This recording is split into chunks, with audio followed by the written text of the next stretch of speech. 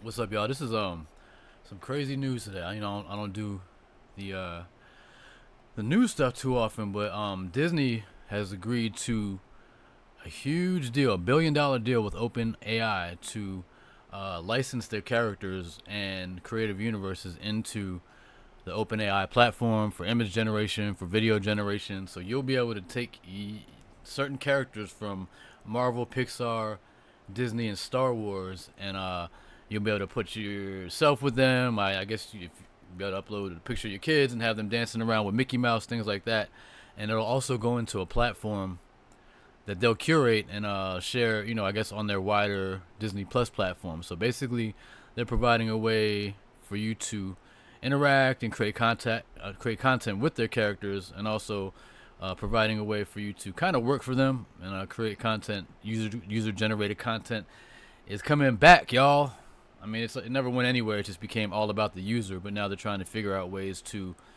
They want their characters essentially to join your party, because right now the whole streaming world and social media world has centered itself on um, stars like you, micro stars, major stars, but people that create their own content their own way. So um, investors might see this as like kind of a desperation play for OpenAI. Google's definitely eating their lunch in terms of just the Gemini platform over ChatGPT. I feel like is for me it's ChatGPT is still great. I still use it a lot for certain organizational things and working through ideas, and it's definitely got some advantages. And I know they're always improving it. The Gemini, as far as the imaging platform, like I do most of my AI work, almost like 90% of it, 95% of it, even on I have three machines with 3090 cards in it. If you know the open source platforms, Comfy UI, if you know that, I've been using it for 2 years now. So like, if y'all not with it, go ahead and tell somebody you need all those credits, because that's what you're going to be using to create stuff for them. But for me, I don't worry about that, and I'm continually upgrading, and it's just I've been on it. You know what I'm saying? I know how to take 3D base animation and flip it into high end AI enhanced animation through layering. It's like it's different than just punching up a prompt. Not too much about me. I'm gonna go back to this news though. The news is the importance of this news. I can read some of it to you. As part of this 3-year licensing agreement, Sora will be able to generate short, user-prompted social videos that can be viewed and shared by fans, drawing on more than 200 Disney, Marvel, Pixar, and Star Wars characters. Agreement will make a selection of these fan-inspired Sora short-form videos available to stream on Disney Plus. You are creating content for Disney. If it was your dream to work for Disney, that's cool. If it was your dream to get paid like they used to pay working for Disney, Disney and OpenAI affirm a shared commitment to responsible use of AI that protects the safety of users and rights of creators. Cool. So that means walled garden inside of the AI platform, meaning like you can't do unethical things. You probably can't take the car from Cars and have him, I don't know, run over R2D2 or something. They'll probably block that. So, keep that in mind. Alongside the licensing agreement, Disney will become a major customer of OpenAI, using its APIs to build new products, tools, experiences, including for Disney Plus, and deploying ChatGPT for its employees. There will be a Mickey Mouse toy ChatGPT powered thing for your kids probably by next year, if this thing is what it is. If it's not just another bubble inflating piece of hype news to drop right in the middle of holiday season. You see the cynicism creeping in, right? I held it back for a while because I just want to bring y'all in and understand it from of how they want you to understand it. But I'm also a creator too. I also create IP related content for Kevin Hart, most lately for 50 Cent, way earlier in my career. And you see him, he is a global dominating force. And I'm glad I got to weave some of my concepts and ideas into the power of his brand, the force that he comes with as a creator, because he's probably the only person I know that sleeps less than me in terms of my direct involvement of people I've worked with. Like, if somebody was always up, he was always like always up, always on it, but also took care of his body in ways to make sure his mental machine was always on the same level. Man, anyway, this right here is big news because not necessarily because of what's going to do for the hype cycle, because it's going to help Expect Google to make similar deals.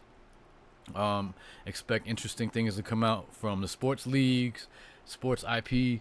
Imagine you're gonna be able to there's gonna be a lot of fake highlights. People are all of a sudden they're in the old Super Bowl highlights. We're gonna be able to do all that. Now these are things that we can already do on the home-based platforms, because a lot of these platforms that you pay and buy and beg people to buy credits for are just layers on top of these same systems, node-based code that is actually created through open source communities, through people that just want to keep improving the craft. So for me, in my career, 3D was the same way, where if we sailed the high seas. That means we worked any way we could.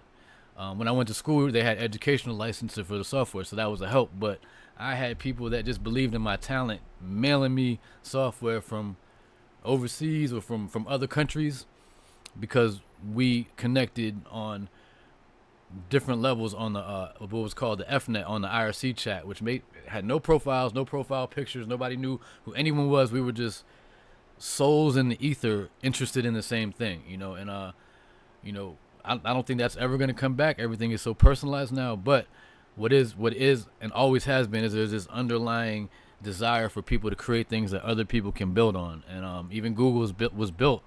Google itself, Gmail, all that was built on open source code in the beginning. So it's all about tech world is so much about not just perception. It is perception too. All the fake stream wars and all that stuff that we've seen play out in the music business, but also it's about layering and creating the packaging around all these ingredients that are already out there. Okay, so yeah, this is a big deal, y'all. So just I don't do this very often. I'll post it on YouTube, see what y'all think. And yeah, just something to definitely take note of for all my animators, creators, IP holders, managers, labels. What are y'all doing with y'all content? Who will y'all license it to? You can license it to a creator like me, and I can create a music video for every song you've created. Or you could do that on a greater scale with one of these companies if somebody creates that framework. But what's good enough for Star Wars, for Mickey Mouse, for Bob Iger, who's back in there making this deal happen, should be good enough for me and you, or for anybody that's creating something that they want to continue to monetize. Now, in my experience, a lot of this is just a hype thing, and then they just don't follow through. But with AI, there's the ability to follow through in different ways, especially creatively. So let's just see how it plays out. And let me know in the comments if y'all want more of this type of talk. I do want to stream while I'm working and creating. I think I'm starting to break the ice on that, and maybe this is one of the starting pieces. I'm gonna drop this on YouTube on B-Way all day, and get that channel more organized. And I'll drop I guess a little trailer of this on my socials and see how it goes. But again, Disney has jumped into the pool all the way. I mean, these characters are now officially allowed to be used. So let's see what happens. All right, beginning of a new day, y'all.